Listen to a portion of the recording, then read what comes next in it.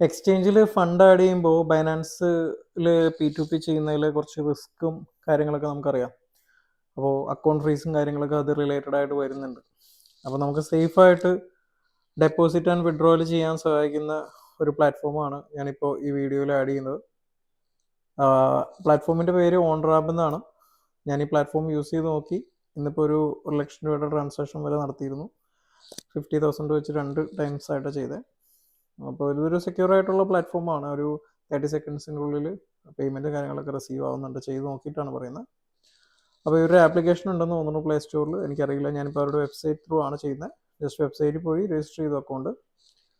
Okay, അതിനുശേഷം നിങ്ങൾ open ചെയ്യുമ്പോൾ, അതായത് മൊബൈലിൽ ഇപ്പോൾ ജസ്റ്റ് ക്രോമിൽ നിങ്ങൾ onrap.money എന്ന് സെർച്ച് ചെയ്ത് കഴിഞ്ഞാൽ ഈ വെബ്സൈറ്റ് കിട്ടും. അവിടെ നിങ്ങൾക്ക് ഇങ്ങനൊരു ഇൻ്റർഫേസിലേക്കായിരിക്കും വരുന്നത്. ഇവിടെ ബൈ ആൻഡ് സെൽ ഓപ്ഷൻ ഉണ്ട്. അപ്പോൾ USDT ബൈ ചെയ്യാനാണ്. അപ്പോൾ ബൈ സെലക്ട് ചെയ്യുക, USDT സെലക്ട് ചെയ്യുക, ബൈ USDT എന്നുള്ളത് എടുക്കുക. അപ്പോൾ നിങ്ങൾക്ക് ഇങ്ങനൊരു ഇൻ്റർഫേസിലേക്കായിരിക്കും വരിക. ഇവിടെ നിങ്ങൾ ഡെപ്പോസിറ്റ് ചെയ്യാൻ ഉദ്ദേശിക്കുന്ന എമൗണ്ട് എൻ്റർ ചെയ്ത് കൊടുക്കുക. അപ്പോൾ 10,000 രൂപയ്ക്ക് മുകളിൽ ഇത് ചെയ്യണമെന്നുണ്ടെങ്കിൽ നിങ്ങൾ എന്താ ചെയ്യേണ്ടതെന്ന് വെച്ച് കഴിഞ്ഞാൽ KYC കംപ്ലീറ്റ് ചെയ്യേണ്ടതായിട്ടുണ്ട്. അതും പെട്ടെന്ന് പാസ്സാവും. ഇതിലവർ അപ്ഡേറ്റ് തരും. നമ്മൾ ഈ 50,000 അടിച്ച് പ്രോസസ്സ് കൊടുക്കുമ്പോൾ അവർ കാണിക്കും KYC ചെയ്യണമെന്ന്. നമ്മുടെ Aadhaar pan card details submit ചെയ്യുക.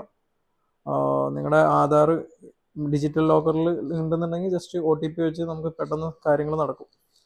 അപ്പോൾ ഇവിടെ ശ്രദ്ധിക്കേണ്ട കാര്യങ്ങൾ എന്തൊക്കെയാണെന്ന് വെച്ച് കഴിഞ്ഞാൽ ആദ്യം എമൗണ്ട് ആഡ് ചെയ്യുക. അപ്പോൾ ഞാനൊരു എമൗണ്ട് ആഡ് ചെയ്തു. എത്ര രൂപയാണെന്ന് വെച്ചാൽ ആഡ് ചെയ്യാം. 100 രൂപ തൊട്ട് നമുക്ക് എന്ത് ചെയ്യാൻ പറ്റും, ഡെപ്പോസിറ്റ് ചെയ്യാൻ പറ്റും മിനിമം. അപ്പോൾ നമ്മളിവിടെ ഉദ്ദേശിക്കുന്ന എമൗണ്ട് എത്രയാണോ അത് ആഡ് ചെയ്യുക. ഓക്കെ, ഇവിടെ ഞാൻ 1000 കൊടുക്കുന്നുണ്ട്. അതിനുശേഷം USDT ഓൺ മാറ്റിക് 20 എന്ന് പറഞ്ഞ് കാണാൻ പറ്റും. അത് ചേഞ്ച് ചെയ്യേണ്ടതായിട്ടുണ്ട്. കാരണം നമുക്ക് എക്സ്ചേഞ്ചിൽ വരുന്ന, ഞാൻ നിങ്ങളെ എക്സ്ചേഞ്ചിൽ കാണിച്ചു തരാം. ഡെപ്പോസിറ്റ് ചെയ്യാനായിട്ട് നിങ്ങൾ ചെയ്യേണ്ടതെന്ന് വെച്ച് കഴിഞ്ഞാൽ ബൈനാൻസിൽ വരിക, വാലറ്റ് എന്നുള്ളത് എടുക്കുക. അവിടെ USDT എടുക്കുക. USDTയിൽ ഡെപ്പോസിറ്റ് എന്നുള്ളത് എടുക്കുക. അതിൽ നിങ്ങൾ BNB സ്മാർട്ട് ചെയിൻ BEP20 എന്നുള്ളത് എടുക്കുക. അതിൻ്റെ അഡ്രസ്സ് കോപ്പി ചെയ്യുക. ഇത് കറക്റ്റ് ആയിരിക്കണം അവിടെ നമ്മുടെ നെറ്റ്വർക്കിലും ചെയ്യേണ്ടത്. ശേഷം ഇവിടെ ഓൺറാപ്പിൽ വരിക. അതിനുശേഷം ഈ USDT മാറ്റിക് എന്നുള്ളത് ക്ലിക്ക് ചെയ്യുക. അവിടെ ടെതർന്ന് കാണാൻ പറ്റുക, ക്ലിക്ക് ചെയ്യുക. ഇവിടെ നമ്മൾ എന്ത് ചെയ്യുക, BEP20 തന്നെ ക്ലിക്ക് ചെയ്യുക. BEP20ൽ 1200 വേണമെന്നാണ് ഇപ്പോൾ അവർ പറഞ്ഞേക്കുന്നത്. സോ ഞാൻ 1200 ആഡ് ചെയ്യുന്നുണ്ട്. അതിനുശേഷം പ്രൊസീഡ് എന്നുള്ളത് കൊടുക്കുക. ഇവിടെ നിങ്ങളുടെ ട്രാൻസാക്ഷൻ റിസീവ് ചെയ്യാനുള്ള അഡ്രസ്സ് കോപ്പി ചെയ്ത് കൊടുക്കുക. അവർ വെരിഫൈ ചെയ്യാനായിട്ട് USDT ഓൺ BEP20 ചോദിക്കുന്നുണ്ട്. അതാണെന്നുണ്ടെങ്കിൽ കറക്റ്റ് കൊടുക്കുക. ശേഷം UPI എന്നുള്ളത് സെലക്ട് ചെയ്യുക. അപ്പം നമ്മളിപ്പോൾ 2 പ്രാവശ്യം ചെയ്തിരുന്നു, അതായിരിക്കാം. ഓക്കെ, ഇങ്ങനെ വരും. അപ്പോൾ ഇവിടെ ശ്രദ്ധിക്കേണ്ട കാര്യം എന്താണെന്ന് വെച്ച് കഴിഞ്ഞാൽ നമ്മുടെ പേരിൽ നമ്മളിതിൽ രജിസ്റ്റർ ചെയ്തിട്ടുള്ള അതേ പേരിൽ നിന്നുള്ള അക്കൗണ്ടിൽ നിന്ന് മാത്രമായിരിക്കണം ട്രാൻസാക്ഷൻ നടത്തേണ്ടത്. അതൊരു പ്രത്യേകം എഴുതിയിട്ടുണ്ട്. Bank account must KYC name same ആയിരിക്കണമെന്ന്. അല്ലാന്നുണ്ടെങ്കിൽ പ്രശ്നമുണ്ട്. അതുകൊണ്ടാണ് അത് മെൻഷൻ ചെയ്തിരിക്കുന്നത്. സോ അത് ശ്രദ്ധിക്കുക. ഓക്കെ, ഗോട്ടിട്ട് കൊടുക്കുക. ഗൂഗിൾ പേ ആണോ Paytm ആണോ ഫോൺ പേ ആണോ സെലക്ട് ചെയ്യുക. ശേഷം മേക്ക് പേയ്മെൻ്റ് എന്ന് വരിക. അതിൻ്റെ ഗൂഗിൾ പേ എന്ന് വരും. ഇപ്പോൾ